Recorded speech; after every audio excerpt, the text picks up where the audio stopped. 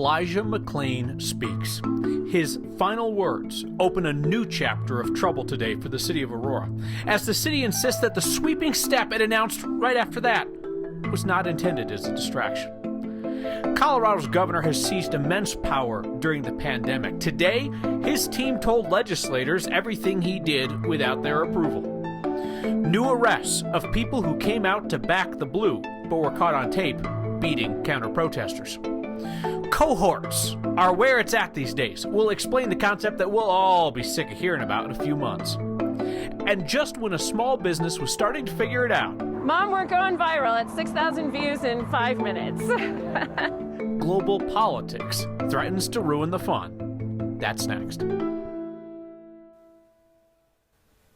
The world is filled with odd coincidences, like how today, hours after the city of Aurora was hit with a civil rights lawsuit for the death of Elijah McClain, the city of Aurora made a coincidental announcement of a sweeping top-to-bottom review of everything that police department does.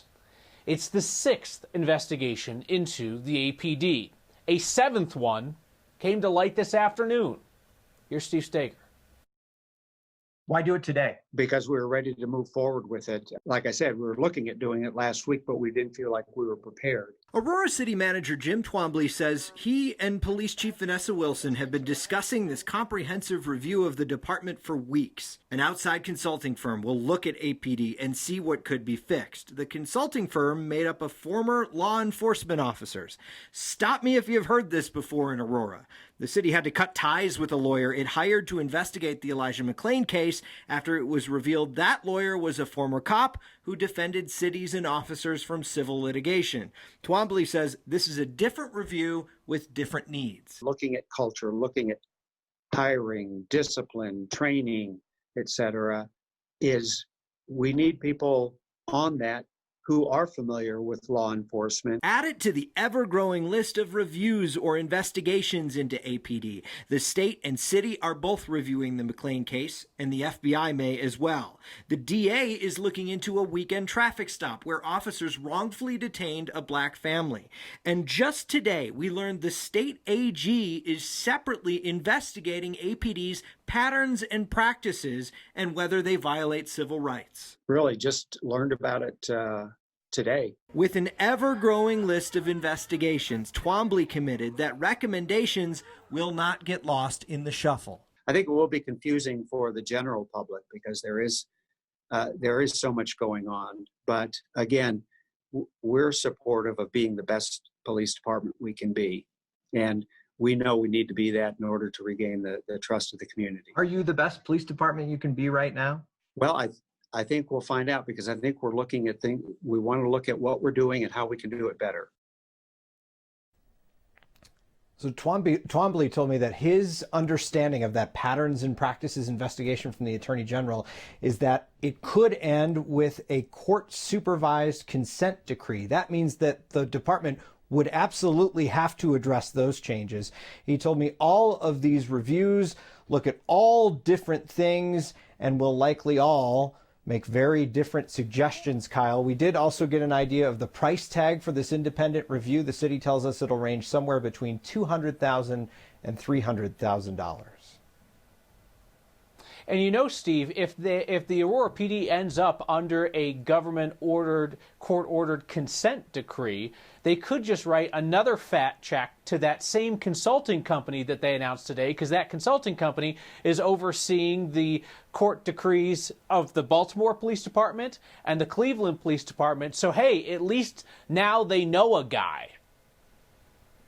There you go. It's one step ahead in the process. What a mess. Steve, thank you. Mentioned that civil rights lawsuit by the family of Elijah McClain filed today. It's against the city of Aurora, the officers involved, as well as the medical personnel, the folks who restrained Elijah McClain and medicated him prior to his death. The lawsuit starts with Elijah McClain's last words, where he pleads with officers who had stopped him for simply being suspicious, trying to tell those people anything that McClain apparently thought would save his life.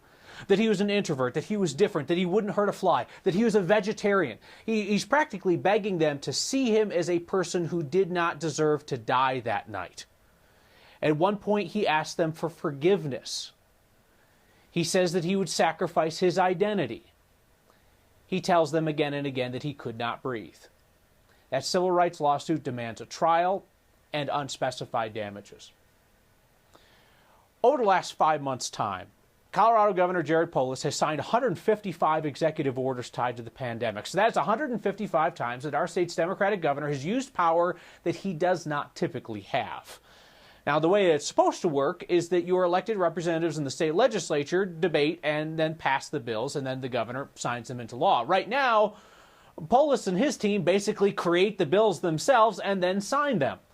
Today, his team outlined their sweeping powers. Here's politics guy Marshall Zellinger.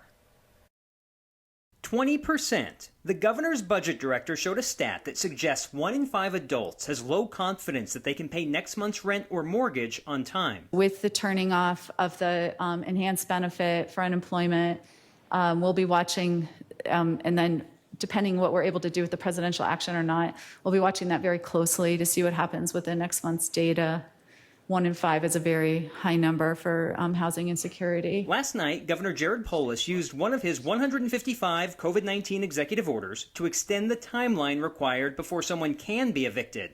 Landlords must give 30-day notice instead of 10 days before evictions can be filed in court. A previous executive order banning evictions expired in June.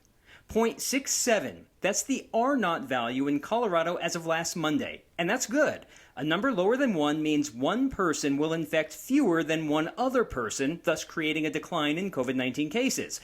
Then Colorado's public health director cautioned with this. We expect the R0 value will rise in the fall with schools back in session.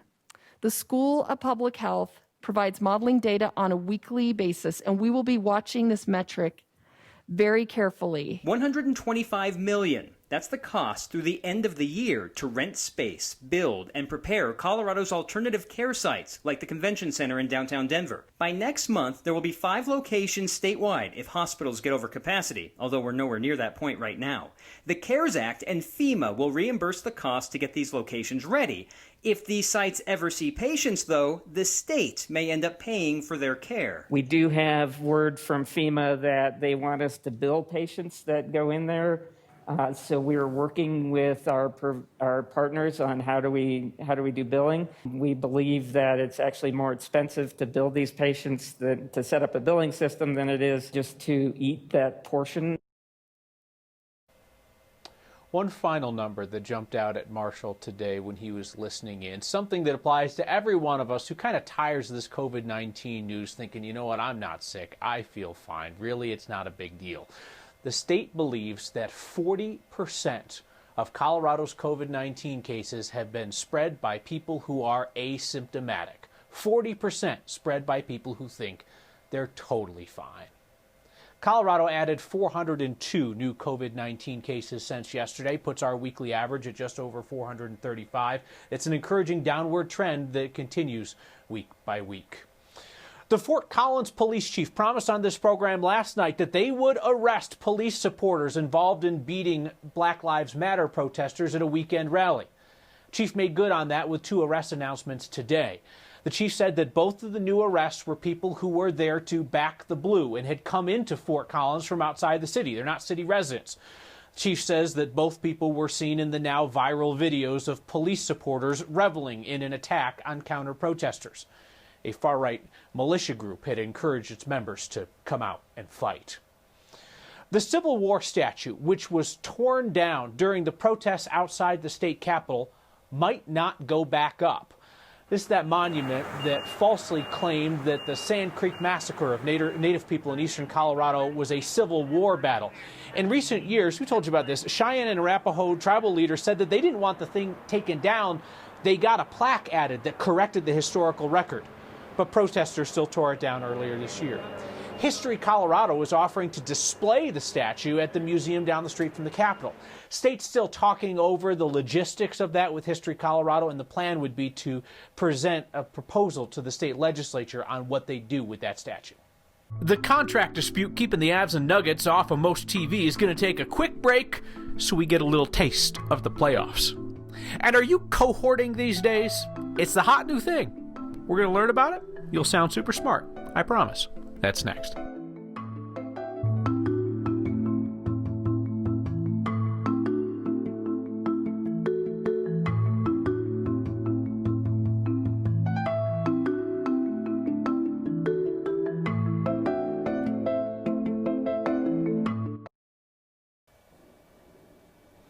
This is the reason the early morning light on the Front Range had that orange tinge and why it smelled like smoke in Denver by noon. The Grizzly Creek fire continues to burn in Glenwood Canyon. More than 1,800 acres so far. Most of it is in rough, steep terrain. I-70 still shut down in the canyon, so that forces drivers to detour hundreds of miles down south to Pagosa Springs to get around the closure. Some new evacuations tonight in the No Name and Lookout Mountain areas. That's Lookout Mountain, Garfield County, in case you heard that and said, what now? Glenwood Springs mayor mentioned that he's working with the Red Cross to evacuate people into several hotels because you can't exactly park a whole bunch of people in the same evacuation center during a pandemic. The protracted peeing match between the billionaire owner of the Nuggets and Avs and some cable systems is not going to get in the way of people at least getting a glimpse of those teams in the playoffs. Altitude says that it has waived the rights to the first-round playoffs games for both teams. So you'll be able to see Nuggets and Avs on NBC Sports, TNT, ESPN, wherever those games are being played nationally. Altitude has this contract fight with Comcast and Dish Network that has dragged on for about a year now. Altitude was taking even more shots at those companies today and said that it was exploring streaming options. That got my attention because previously Altitude had told me that it needed to have the scale and the cash provided by the big-time cable deals in order to operate, that streaming alone was not going to cut it. Cohorting. All the cool kids are doing it. Well, at least some of the cool kids. Chris Vanderveen worked with the artist the Tegna Design Tank to explain. C-O-H-O-R-T. Look that up in the dictionary and you might find this, an ancient Roman military unit. We're not going to talk about that type of cohort. No, let's talk about another definition because chances are schools are going to be talking a lot more about cohorts thanks to COVID. Yet remember that? School leaders consider the best way to get kids back inside schools. They'll likely consider cohorting, a common term in sociology and education that's about to get its debut on a more national stage. Think of it like this. Many moons ago, I was a member of Denver's Thomas Jefferson High School class of 1992. Yeah, I know, I ain't no spring chicken. Technically, my 200 or so member class of 92 was a cohort, a group. Schools have all sorts of cohorts who tend not to intermingle with other cohorts, which in a building trying to limit the spread of an infectious disease could prove valuable. Look at it this way. Smith Elementary has 1,000 students all in the same building, all who intermingle. Now let's say little Johnny gets sick. Johnny infects Timmy, who infects Billy and Sally, who infect Frankie, Julie, and Katie. This school will need to close, at least temporarily, and keep all 1,000 students, sick or not, out. Which is why schools will attempt to cohort. Let's say Johnny gets sick, but this time Johnny's in a 50-person group that doesn't interact with the other 950. So maybe Timmy, who's in Johnny's cohort, gets sick, but Billy and Sally and Frankie and Julie and Katie have no interaction with that cohort and thus never get sick. You'd still have to have Johnny's cohort stay home and wait for the risk to pass, but the other 950 still could go to school safely. The smaller the cohort, the smaller the number of students at risk when someone turns up sick. And now you know M-O-R-E about C-O-H-O-R-T. Nope, not that definition, the other one. Thanks, guys. You can go home now. Just when a store in Denver figured out how to stay afloat during the pandemic. It's been one of the biggest uptakes in business in years that we've had. A threat to shut it down by the president himself. That's next.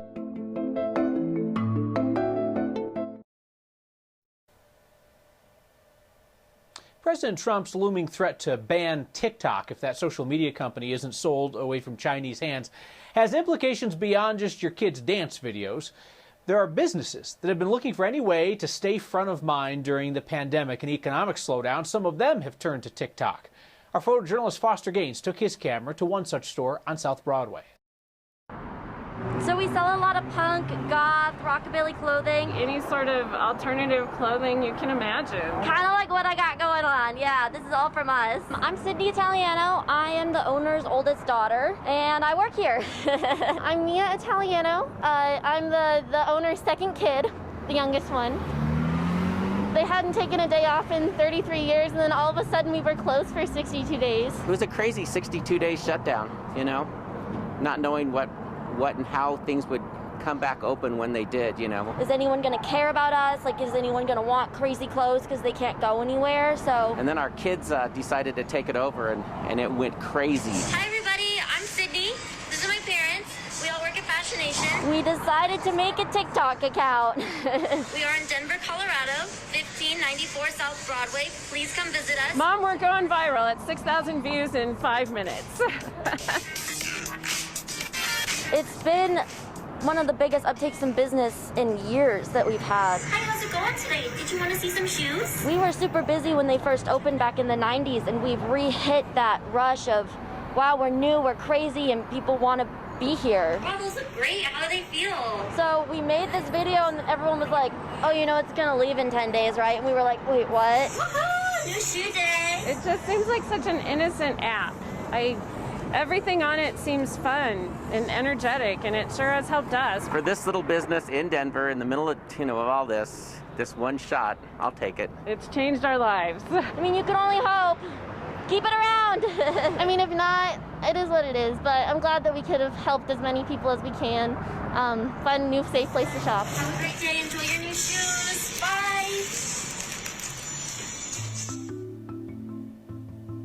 Maybe you heard today CU says it's not going to play football this fall. Pac-12 football is out, just like CSU, Air Force. So without football, we're going to need help calibrating our internal calendars for signs of fall. The next viewer found a very good one. Plus your feedback. Next.